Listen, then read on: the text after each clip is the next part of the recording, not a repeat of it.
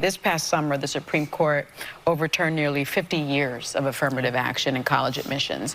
It's not just the craziness of our college institutions, it's also the loony birds over at The View.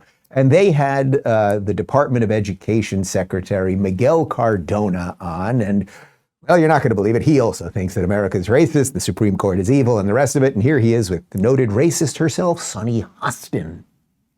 But let me ask you this in terms of inclusivity. This past summer, the Supreme Court overturned nearly 50 years of affirmative action in college admissions. And you called recently that a new low point and warned, quote, we are in danger of a new Jim Crow era in some parts of this country. Are we already seeing the effects of that decision? And in your view, how long will the impact last? Look, we cannot rest until the diversity on our campuses reflects the beautiful diversity of our country. Yeah. That's what makes this country special. Yeah. And unfortunately, we're not there. And the Supreme Court decision, in my opinion, took us a step backward. But what I am seeing are college presidents doubling down. Yes. They're recruiting better. They're engaging with K-12 institutions. We have an opportunity to really go better than what the affirmative action results are.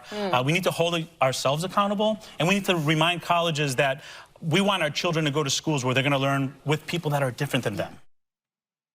These are such bad people. And the fact that the View audience, this is Upper West Side, New York City, these are all white liberals. Oh my God, it's so great, affirmative action. You idiots, do you realize it's your children that will not get into schools? Your children who you put all the money to put them in private schools, and you did everything right with family and all that other stuff. Well, sorry, they're white, so they're just not going to get into schools anymore. The reversal, of course, and they're talking about the Supreme Court reversal of affirmative action related to college admissions, which happened a few months ago, of course was right. We are supposed to be a colorblind society.